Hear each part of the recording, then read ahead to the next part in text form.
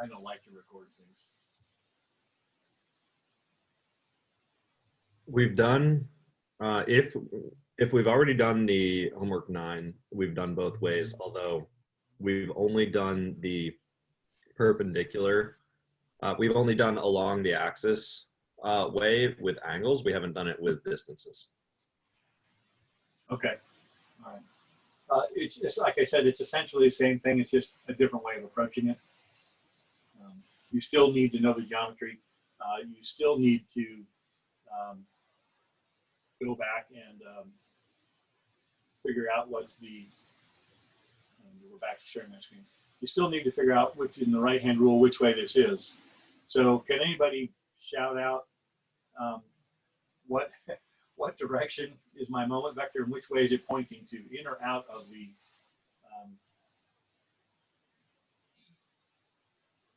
paper? Into the paper? Yeah, it should be into the paper, precisely. So again, I don't know Joanne's method. If I had done it my way, my palm, I don't know if you guys can, let me stop sharing. My palm, it's difficult to do this on the screen. My palm would be facing off to the right. The force of the pedals coming down, and then this would be into the screen to the right. So that would give me the direction into the screen. I guess you guys are saying like this. I'm confused with what Joanne's doing. It gives you the same result. It would be fingers along the F, fingers along the green one, and then Right. palm and faces palm towards the origin. Correct. Yes. Okay. Yeah, that works too. Thank you. It's good to have that discussion because it always amazes me when I would give quizzes, there'd be people out there doing this, which I actually encourage. When I see that, that usually means that people are thinking about it. When I don't see that, it makes me think they either haven't nailed or they haven't got a clue. So, and I like to think they've nailed it, but that isn't always the case. We're going to go back to, so that's some of the two ways to do this. So what I wanted to do is look at something a little more relevant and certainly relevant to me.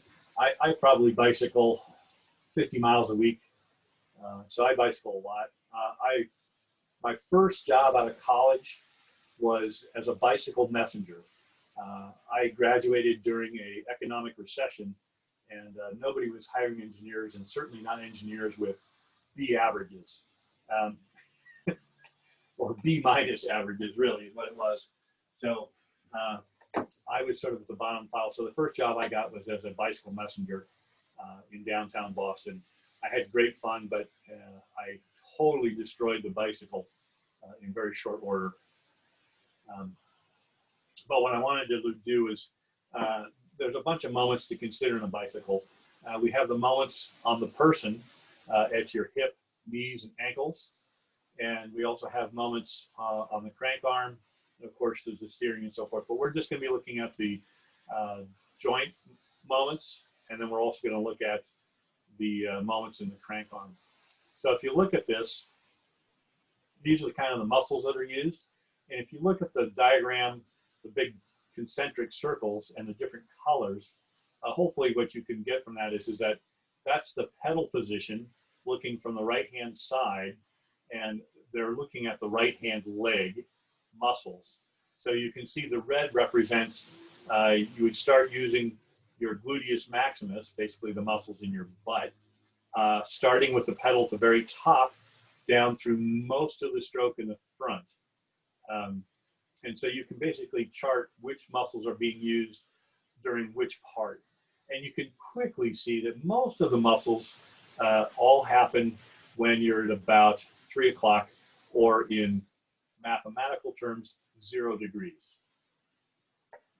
So not much is happening on the backside there.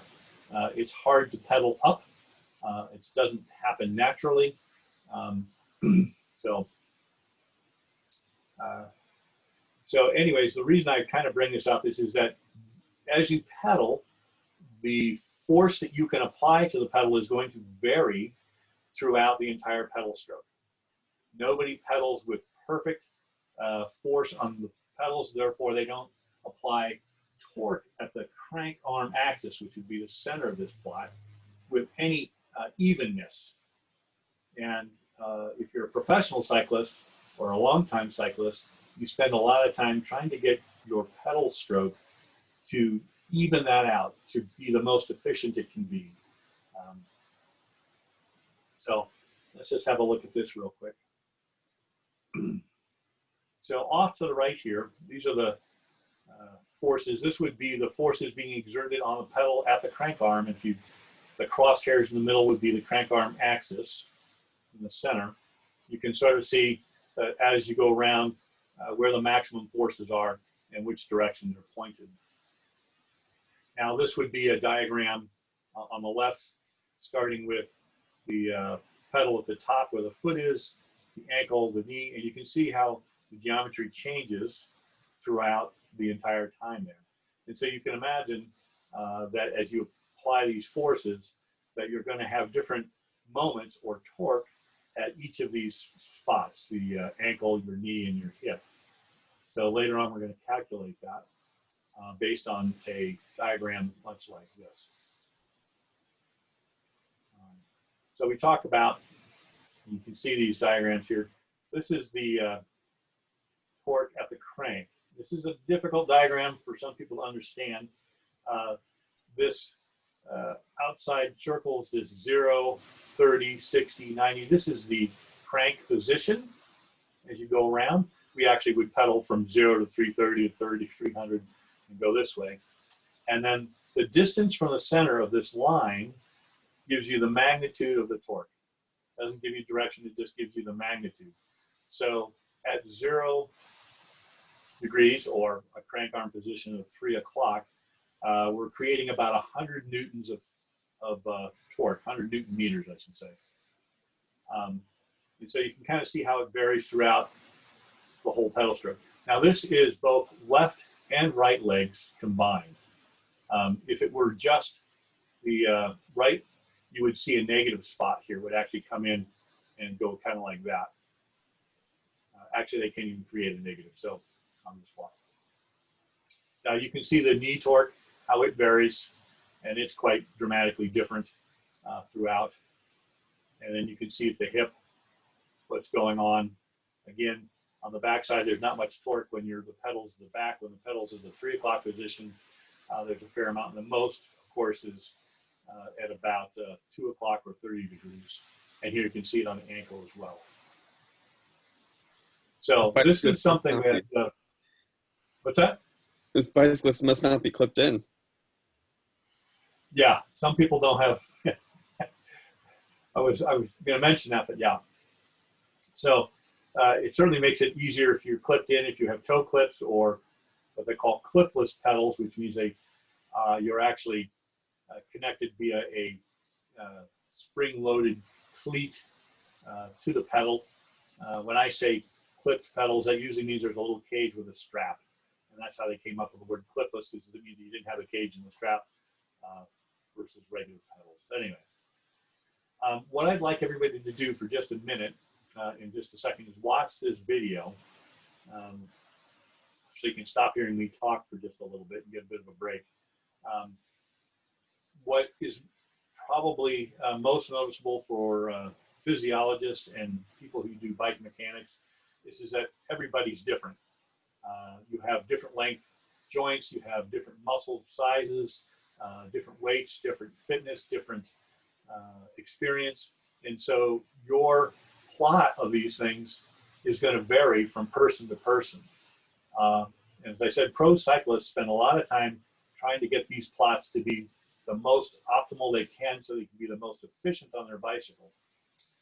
And so what they've done in this particular video, you can see this yellow blob in the middle of his crank is a force sensor that's measuring the amount of torque applied to the cranks so that they can, in real time, determine what's happening.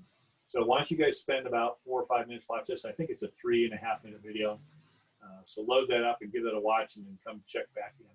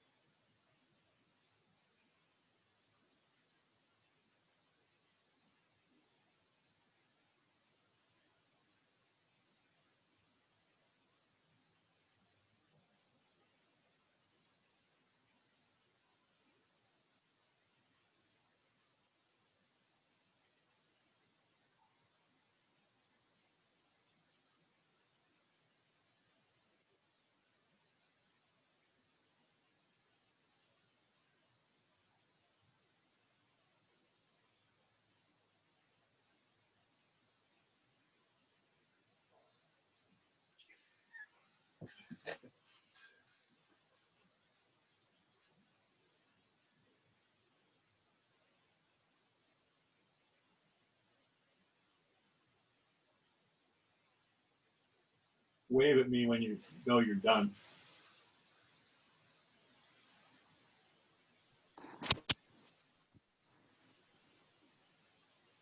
So, Tim, you said you did some consulting work for Pioneer before? Yeah, I worked in the mobile electronics car audio industry, which is primarily what they are, is car audio now. They used to do a lot of home and stuff as well.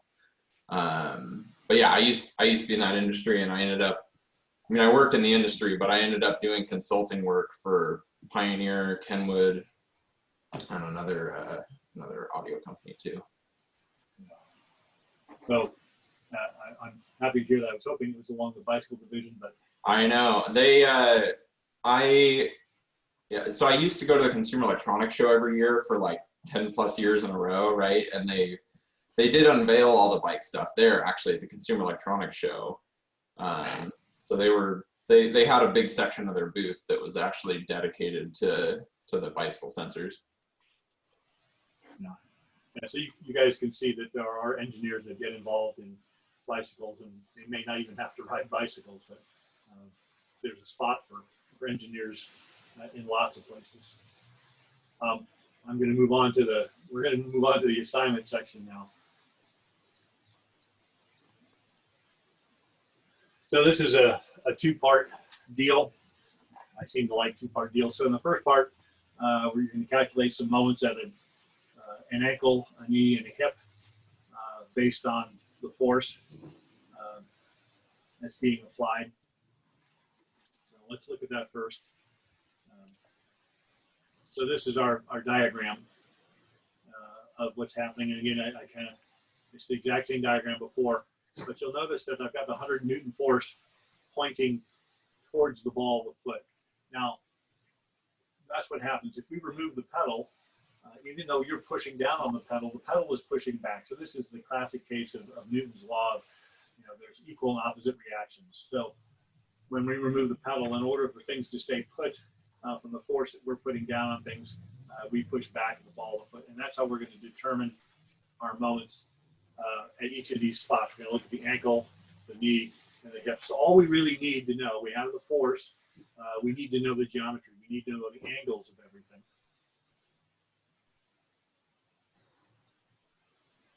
So what I've done here is I've given the angle off here to the left, I've given the force, and I've given the length of the moment arm.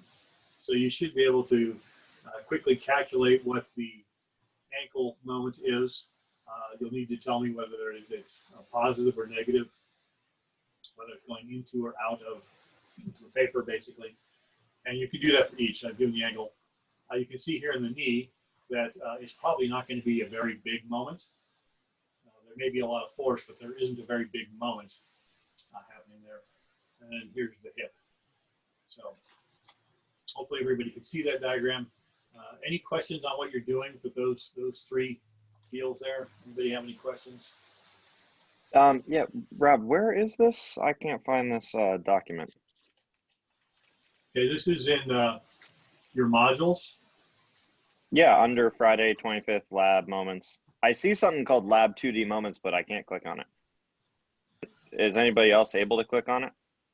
Yeah, let me know real quick, because if that's the case, then I need to fix it pronto. I see it, I think. Yeah, I see it. I see it, but I can't click on it either. I can. Isaac, what if you Okay, open? yeah, I can click on it. I just couldn't on the iPad for some reason. But yeah, I can on my computer. Okay. Huh. Okay. I don't think these are all JPEG pictures, and there's nothing unusual, I don't think, going on. I couldn't open it at all. The pictures are fine. Okay. All right. So that's part A. I think that's hopefully the easy part.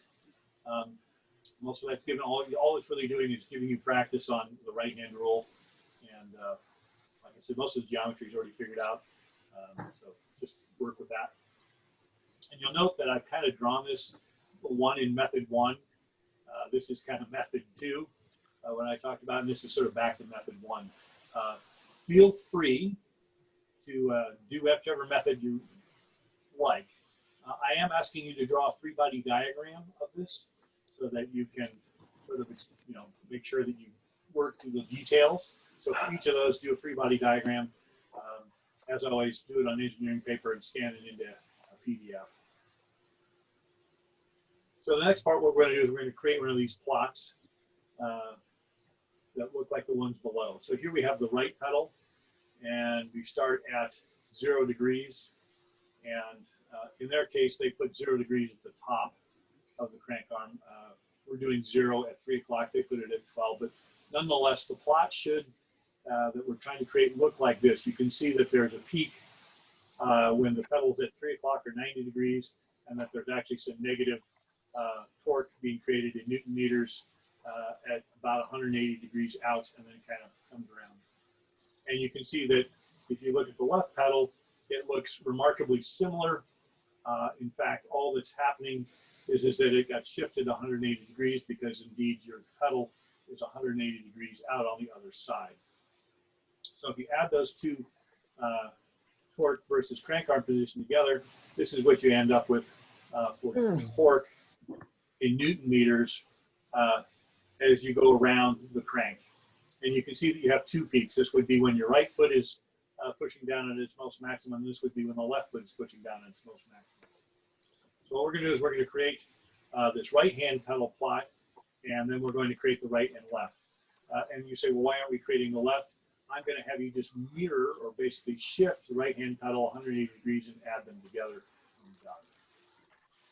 So this is going to be our data set right here, this big diagram of a crank arm.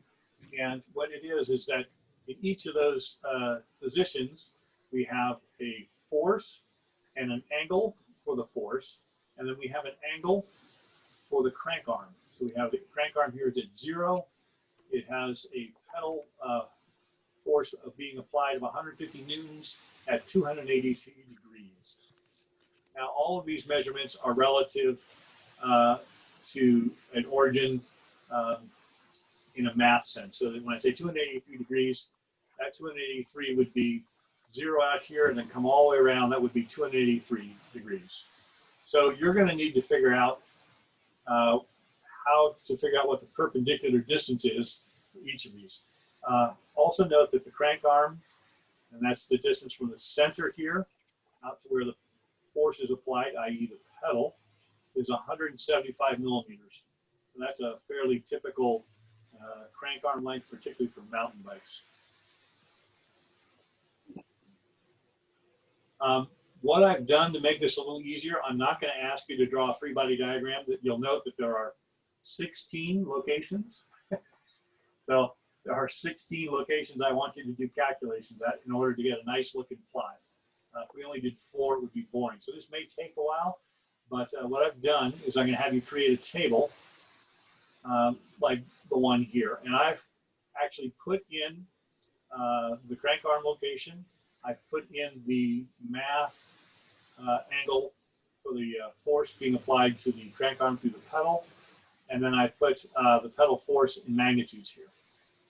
And if you have Excel on your computer, there's a link that you should be able to download an Excel spreadsheet and get this very same diagram. And I'm happy to accept that as a submission. Just do a screen capture of this plot when it's filled in and turn it into a PDF and send it to me. That should save you some time. Otherwise, you just create this very same chart on some engineering paper. At the end, we'll create the average torque, and then we'll calculate the power created throughout the cycle. I'm going to give 2 examples here. The first one, and I'm going to stop sharing for just a second.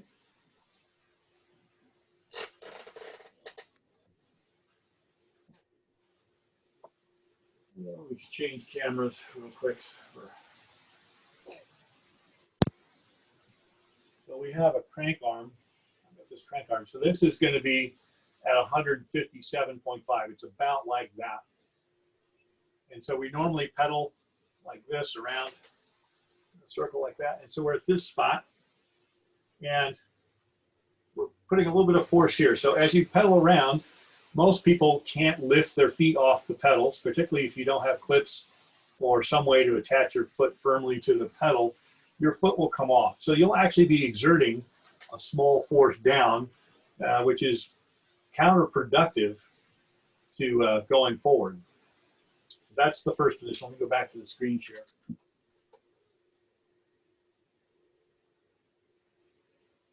So here you can see what I've done. And the hard part of this exercise is figuring out what should the angle be that I'm trying to calculate is the perpendicular. In this case, what I did was method 2. This is our lever arm. So I want to figure out what's going on.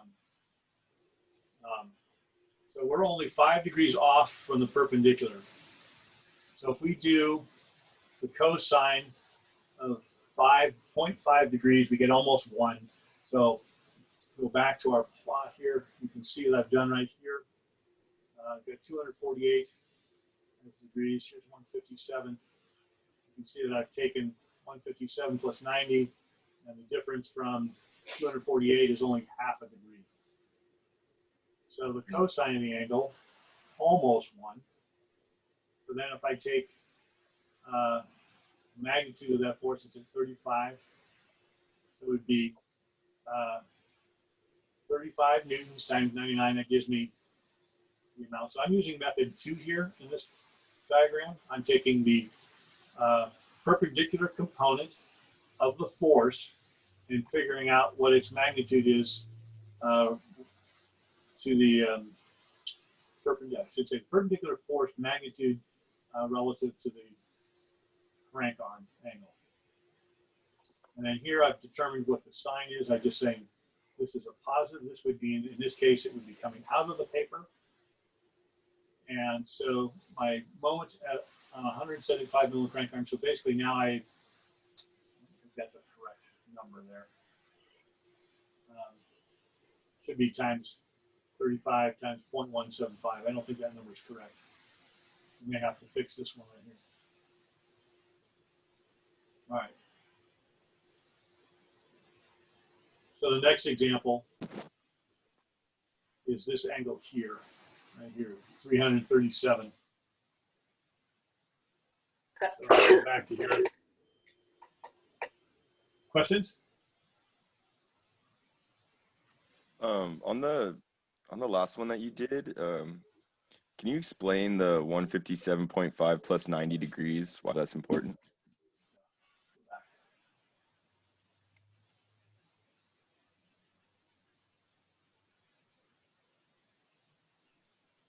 So I'm trying to figure out, so this is 157, and here's 248. This is the angle of my force, it's 248. Mm-hmm. And I'm trying to figure out what's the perpendicular component.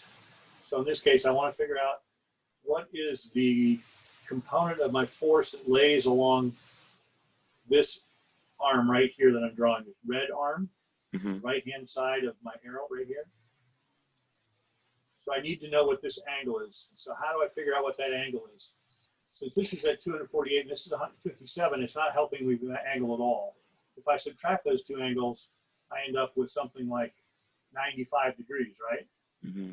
Which is, you do want an angle difference of 95, but it's not giving me the perpendicular component of this. So in order to figure out what this angle is, I have to subtract 248 has to be subtracted with 157 plus 90. So the whole negative of this. I'm trying to figure out what this angle is right here. It's a geometry mess, but this is what gets exciting. Let me put this up on the board. Let me stop sharing.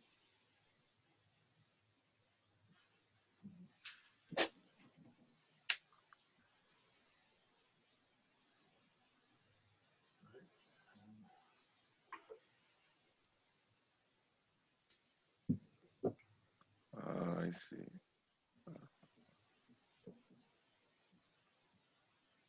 This is at 157.5 degrees.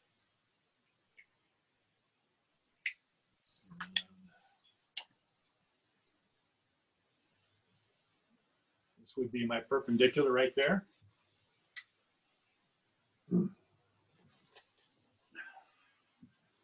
And this is, what did I say that was, 35 newtons? Mhm. And the angle that this is relative to 0 degrees is what, 248?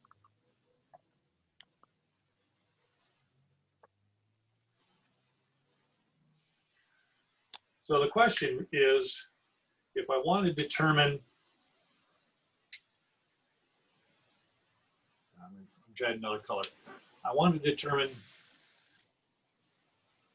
this right here, which would be what I would call F perpendicular.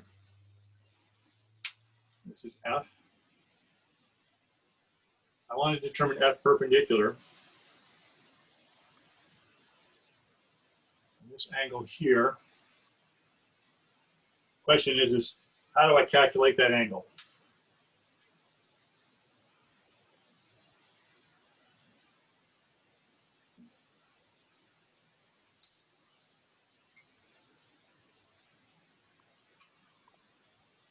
So what's this angle right here? That's really, so if you really look at this, if we go back to origin, we've got 157 and 248. So this angle is going to be 90.5 degrees. I want to know what this is. So I have to subtract out the 90 to get to here.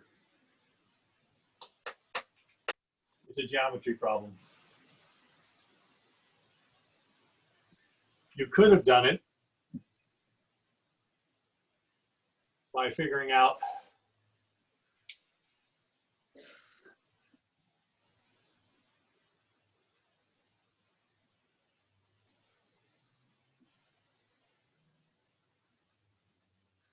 it this way.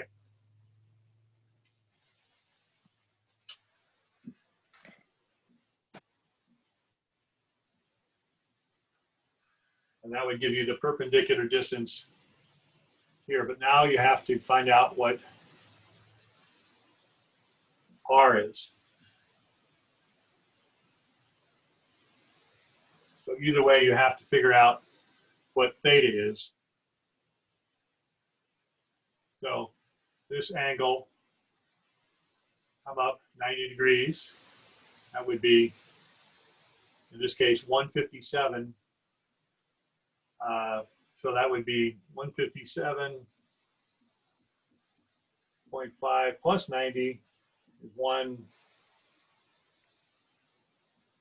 147.5. And then the actual angle here is 248. I should say 247, 248. So the difference there would be 5 degrees. Yeah. Cool. So this is going to test your geometry skills big time. I'm not good at explaining geometry, but that's what it's about. Rob, I downloaded that Excel spreadsheet. It's fully filled in. Okay. Don't tell him. Dang it. Fact. All righty. Well, then you guys should get done quicker. That was supposed to be the student. Does it say student version on it? It does. All right. Yeah, it's got these nice graphs done for us and I everything. mean, you don't think Yeah. he'd be suspicious when everybody Yeah, turned along this is very a- quickly and perfectly? Wah, wah, wah. Yeah. Well, okay. I'm a bit miffed what I'm going to do about this now, but anyways, let's go forward. Same problem over here. Let me think about what to do about the obvious answers that you guys got. I was trying to make life easy for you guys, and I made it too easy. Knowingly. This is the same issue here. We're trying to figure out what the angle is. Again, you can do, and the reason that I chose method 1 is that I wanted to, in my mind, I wanted to keep the moment arm the same length. You can see this other way. I go back to this But you can see this is making the moment arm shorter. You end up with the same answer. I just don't, when I think about pedaling a bicycle, I don't think about, well, my force is at this angle, therefore my crank arm is shorter. It's not the way I think. All the way around.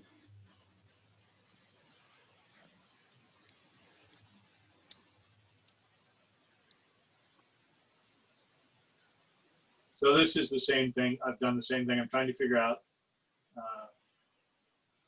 what is the component that is in line with the perpendicular. So I'm taking this F here, which is 185 newtons, and I want to find out what is the perpendicular component of that force relative to the crank arm in this position of 337 degrees.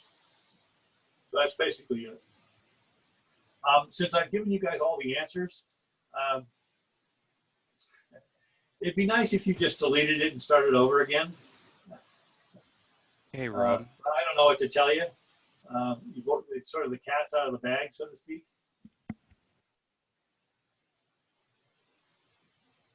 Maybe you can hand plot them for me and put them on paper. That would make me happy. How about that?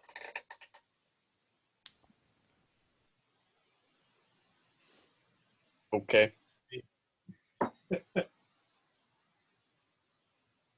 Oh, Marcine, I see that you said that you don't have Excel at home. You can you're sort download of the at a PDF, PDF version.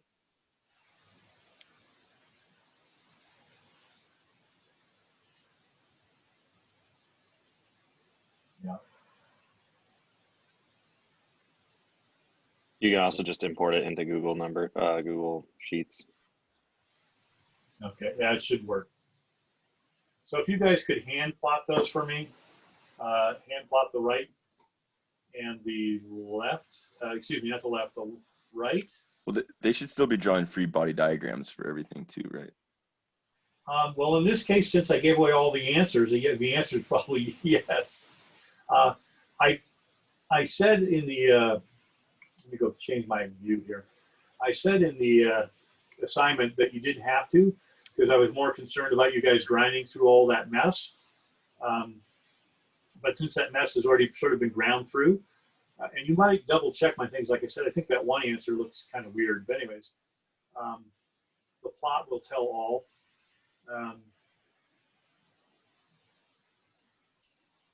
So yes, so if you have that Excel spreadsheet, please draw the free body diagrams, because you kind of need to do it anyways. You sort of need to do this angle mess in your head some way, somehow. And the whole bit about moments is figuring out these angles, particularly when you're using the right-hand rule method. Did Joanne mention or start on the three-dimensional vector matrix method? No. Okay. She said she was going to, she said that by the end of this, we're going to like right-hand rule better. You know, I have found everybody to be somewhat different on that, but I like the right-hand rule because it gives me a visual sense of what's going on. When you just plug in numbers in a matrix and crank it out, it doesn't always mean anything tangible. So is it clear that I'll ask, I'm going to make a modification and say, please draw a free body diagram. Let's reduce, right now I've got what, 16 points? That's a lot of free body diagrams. Let's make it something a little less. Why don't you guys choose at every 45 degrees?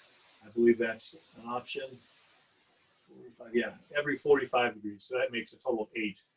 So that's half the number. Does that make sense? Yeah.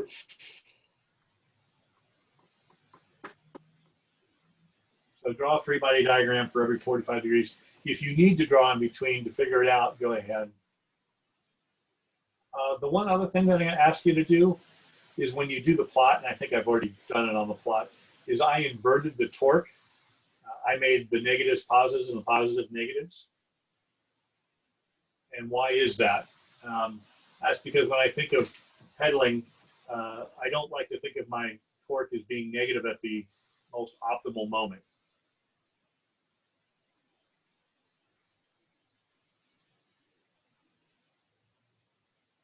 All right, I'm going to send you guys into breakout rooms unless there's any questions.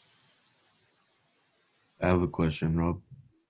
Yes, please. For my assignment, it says it's logged until the 26th at 7 a.m.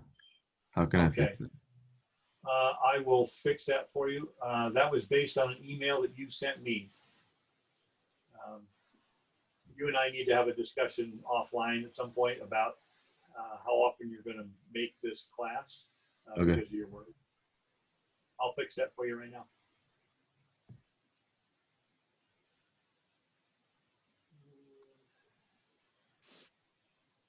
Where are they?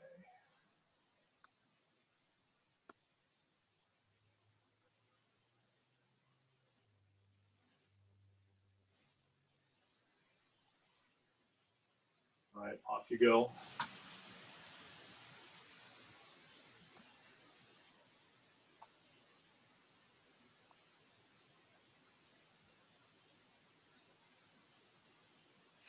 Hey, Rob, Yeah. if you don't assign me breakout rooms, I should be able to go in and out of any breakout room.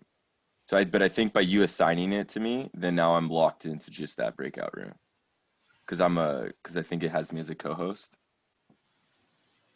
You aren't able to zoom back and forth. No, so every time I hit once you assign me, now every time I hit the breakout room, it only allows me to go back to the breakout room you assigned me instead of all of them.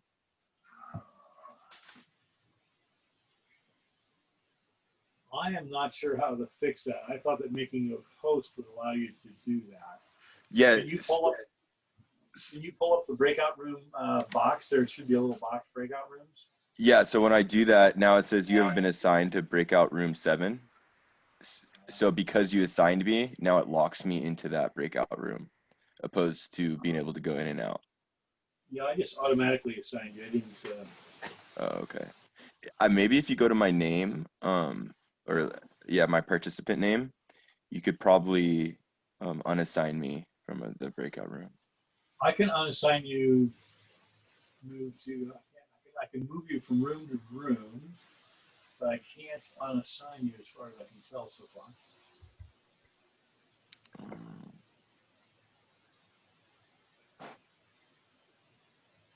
You could so if you click on my name and then go to more, I think you could remove me from the room. So if you go to, so I'm in breakout room 7. Yeah, I see that.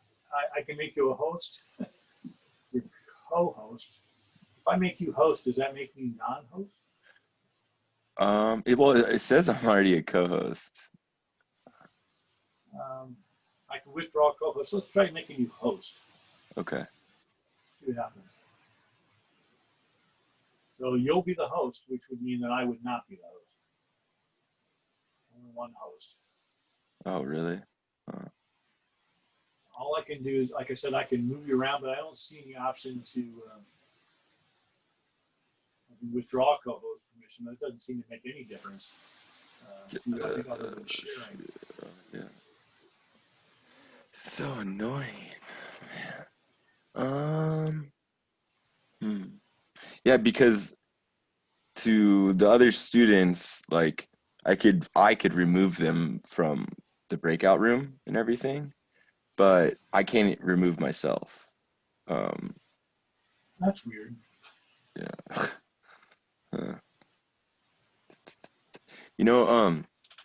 I'll make sure to go to the STEMS Zoom Center thing and ask Dave to help me with that because I think he knows how to do this pretty well. But I'll do that after this. Shoot. Okay, well I guess for now I'll just you just push me around. You can always send me a chat and I'll try and. Yeah, I think I could leave the breakout room back to the main room, and then if you're there, you can send me, or I'll send you a chat. Sounds good. Sorry about that. No, it's okay. I'm not sure how to fix that. Yeah, because I'm a co-host, it should allow me, and it did before. But I think it was when you automatically assigned me. So I don't know how you assign breakout rooms. I think last time I didn't change your name. Right. Well, last time, so at the beginning, it allowed me to go in and out of breakout rooms, but then at the end, when you assign people to breakout rooms again, you assign me to a room, and then I was locked to that room again. Did you So, change your name? Because I think that's what it thinks, that you're a different person now, whereas the other one, I think it thought it was me logged in twice. oh, maybe, but it still has me as a co-host. But yeah, maybe that is. I'm not sure. I don't know. Yeah. Dave, I'll ask him too during my time. Okay. Maybe he'll be able to help me out. All right. Thanks, Rob. Yeah, I'll push you around or come back and let me know where you want to go. Okay. Uh, actually, why don't you work? I'll work from 1 to 4 and you work from 8 to 6. Kind of go that way. Keep going. All right, there's still some of you here hanging out. Are you happy being here? Joji, Maria, and Matthew.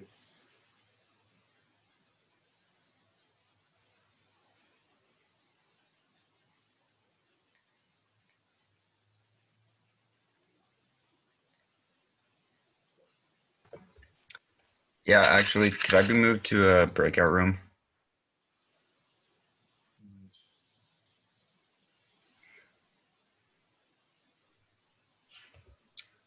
I'll put you in number 2. How about that?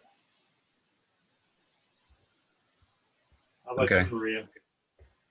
I'll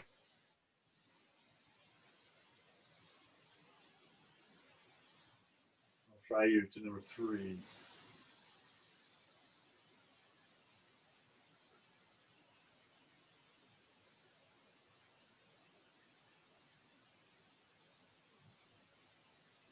Hey, it works. Yeah, I So saw that you were in room 1. yeah, so I don't know what happened there, but it let me do it. So yeah, I don't know. But oh wait, let's see here. So why don't you work rooms like 1 through 4, and I'll work 8 through 6 or something for now. Perfect. All right. All right.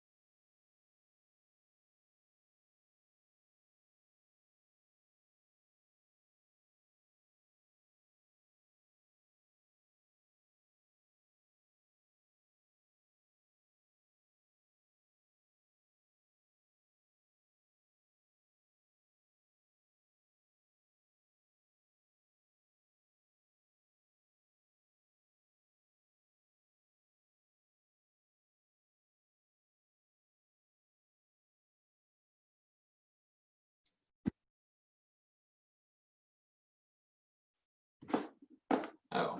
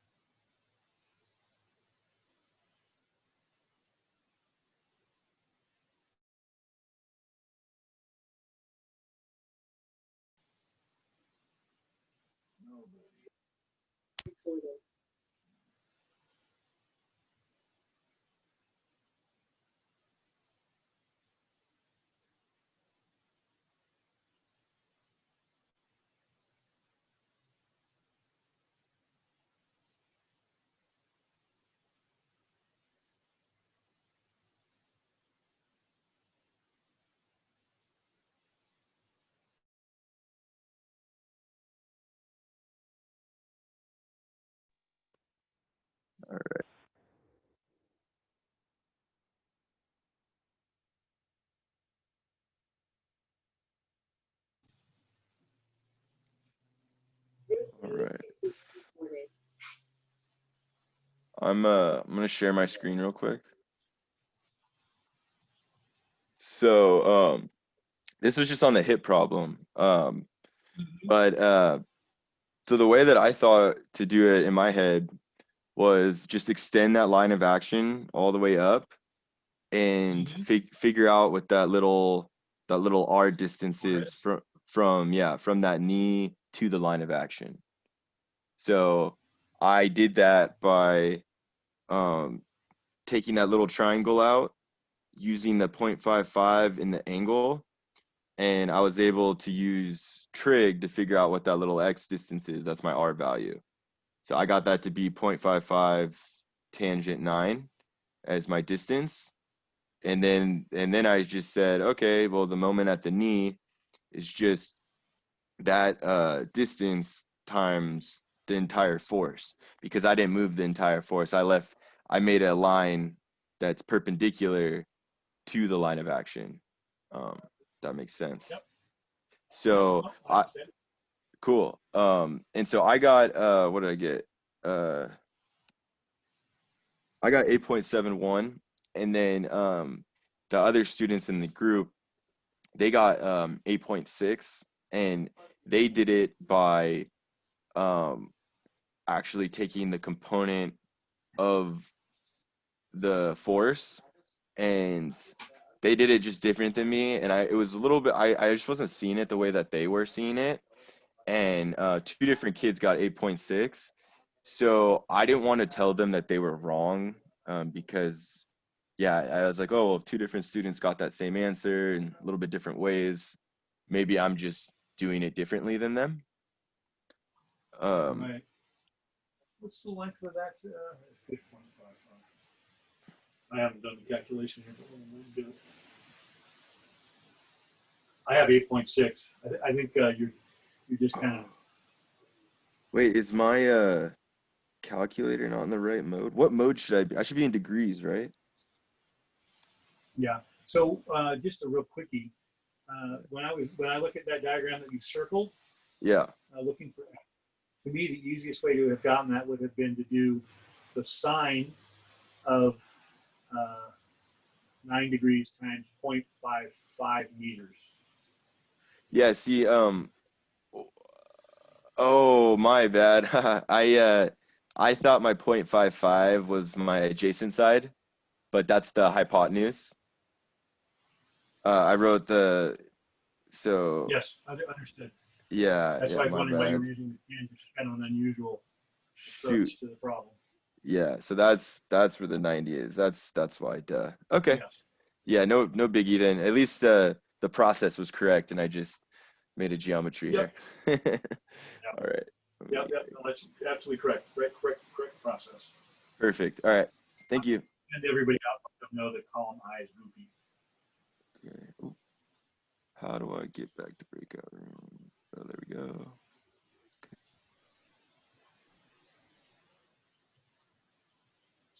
Hey Rob, a quick question about part 2. Yeah. So I know, did you want us to, I know we were supposed to do free body diagrams for the 45-degree angles, but did you want us Yes. to write in certain columns from the graph on our engineering paper? Yes, what I want to do is for you guys to create a plot of crank angle versus Newton meters torque at the crank axis for your right crank, and then for both cranks together. The way that you do that is you assume that the left crank torques are 180 degrees out. Okay. And then for this, Does that kind of make sense? yeah, it does. And then I just had a question about, so you titled the first chart as crank arm versus the moment, and that is easy enough to find on the data. But then the second chart, you have 3 series and it's not titled. And I'm just curious, I'm just trying to figure out which data that's pulling from because it's not. Again, you guys got a crappy version that you weren't supposed to get. What I've got there off to the right, there's a bunch of little calculations. Right, I see those. What I did was I cut and pasted just the values. None of the calculations came with it. And then I took all the calculations that we came up for the right one. And then I cut and pasted those values again. And then I shifted them all 180 degrees. And then I summed them together so that I got the total value. So there should be a value in there that's all the same values, but they're all shifted down a bit in rows by 180 degrees, if you will. So that's, you just mirrored. So that makes the left side versus the right and the right side. And then put those two together to get a sum. Okay. So you're just looking at the comparison. Okay, so you're just looking at those in comparison. And then you said you inverted the torque, or not inverted, but you multiplied the torque values. You multiplied the torque value by -1. Yeah, just to change the sign, because I don't think in terms of what I'm cycling I'm creating a negative torque to go forward. Okay. All right. So just the basic chart set up there for the crank arm moments, and then the free body diagrams is what we should have for part 2. Yes. Okay. I'm so sorry about that. If I had not goofed up that, things would have been much clearer, I think. Yeah, no, not a problem. And then I think it was in breakout room 6, or I can go back to it on my own. Never mind. I can put you there. Yeah, I've got it. It shows up in the bottom actually on my Zoom. Okay. All right. Thank you very much. Yeah.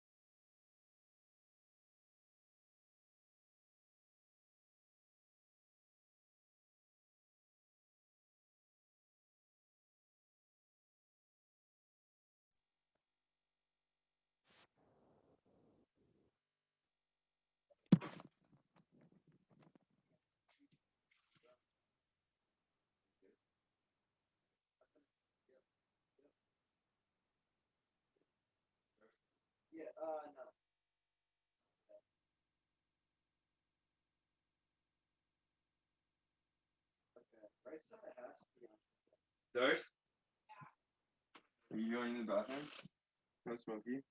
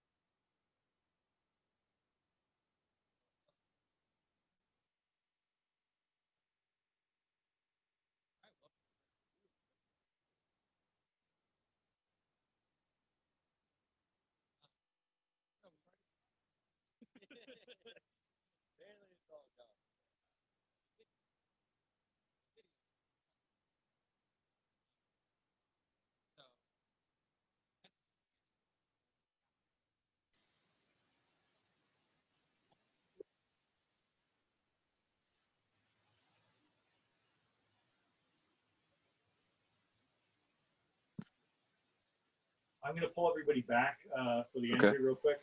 Okay. Close all rooms. Bring everybody back who's left.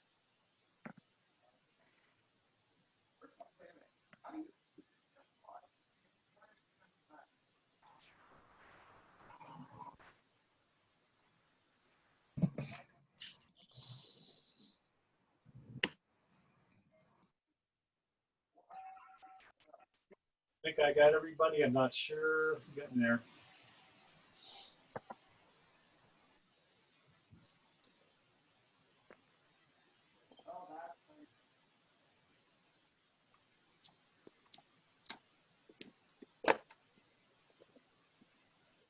Get another 20 seconds and everybody be back.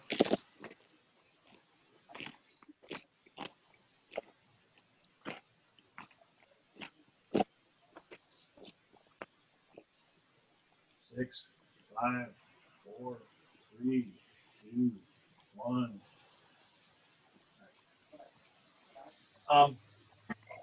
What I wanted to say is we're at the end of our 10 o'clock hour.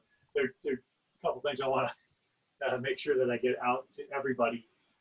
First is what is actually required in the second part, since I goofed up on the Excel spreadsheet. First of all, what you're doing is you're creating free body diagrams every 45 degrees, not for the entire thing, just every 45 degrees.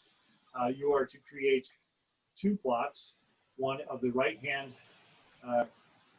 side crank arm moment versus crank position, and then you're to create a plot of total crank arm position, I should say total torque for both left and right cranks versus position. The next thing, and I'll get, if you're wondering how to do it, I'll tell you. But the next thing is that I've given everybody more time to complete this assignment than normal. Normally I have it done by noon. Today I gave everybody till 5 p.m. Just in case. I wasn't sure how long this was all going to take. The other thing was I sent out a note by chat, but not everybody reads their chats. If you'll notice that column I in the spreadsheet that I gave, again, the error in the spreadsheet, it does not have the moment arm calculated into the torque. So I use just the Newton. So you need to multiply column I by 0.175 meters to get the correct moment. Those are the 3 things I really wanted to get out. If you're curious as to how you get the total moment at the crank, is just assume that the left side crank arm is the same as the right side crank arm, but only 180 degrees difference in location, which makes sense. If your right and left leg are equally strong and they do the same things, which is a fair assumption, all you need to do is take those 2 things. If you took those 2 columns in your spreadsheet, shifted one down, these are both the same right, you shift this one down 180 degrees, take the bottom half and put it at the top, add them together, you'll get the total moment at the crank arm axis. Class is officially over. I will hang out for a little longer. I can put you back in your breakout rooms, but class is officially over. I wanted to let you know those 3 things, and I really apologize about the business of the file being there and then also being somewhat erroneous as well. So So I'm Joanne I'm going to be holding an hour session like right now to 11, and Joanne wanted me to go to the STEM Zoom and then people join that way, but I don't know if you leave this on, if that's easier and I just stay here, but what would you want to do, Rob? I usually hang out for a little while. Why don't we do this for about a half hour Okay. and then switch? Okay. Um, Perfect. I am going to go take a short break, about 2 or 3 minutes, and then come back. But I'm going to put everybody back in the breakout rooms if that's what you prefer. Okay. To have a I'm- show of hands on. Go ahead, Andrew. I got to take a quick break too. I'll be back in 5 minutes. Yeah. So I'm going to put you back in your breakout rooms, and we'll do this for another half hour, but you're free to leave at this point. Wait, so we're doing plots on paper of the. Yes, please. Yes, Okay. Thank you for that clarification. Thank you.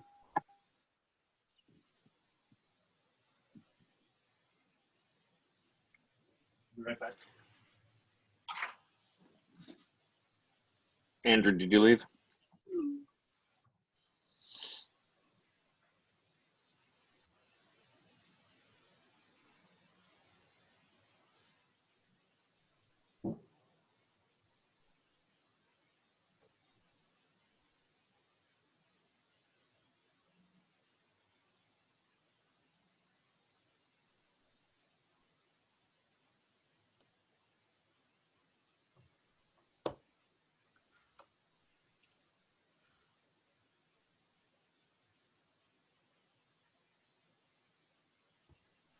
Yeah, Tim, I straight up don't follow. You what? I straight up don't follow. I don't see what you've What I've concocted? Come on. Yeah. I know it's not that bad. So no, I don't mean that. I mean, so what I did, like to find the angles, I have a piece of scratch paper here. I can't do it without that. Like I draw the arrow, and then like if you look, because it's saying, okay, there's a 60 Newton force. Like if we look at 45 degrees, for instance, it's 100 Newton force at 277 degrees. 45 degrees. Where's that? Oh, okay. 100 Newton force at what? At 277. 277. Okay.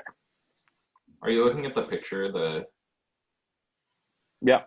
Okay. So basically the force is going 180 degrees off of that, right?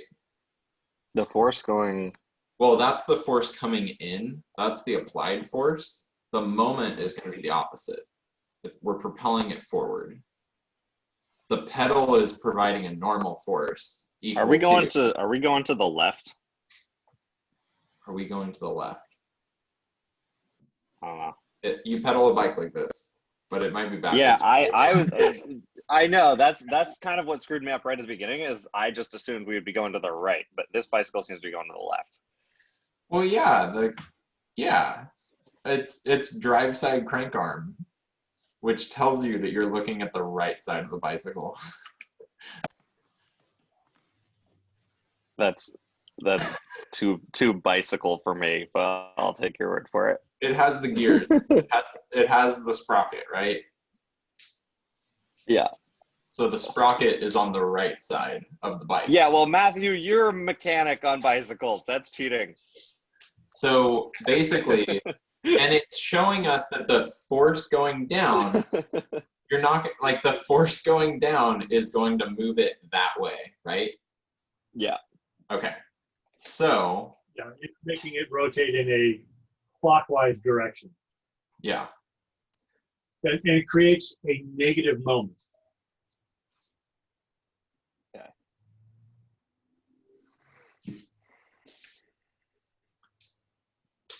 So Isaac, to find the angle, for instance, for these, I draw out a little sketch piece, and then so you're inverting the force 180 degrees because we're actually looking, that's the normal force of the pedal to that force that's being input, right? And then you can go ahead and just, find out to one of the axes what the angle is and put that in your free body diagram.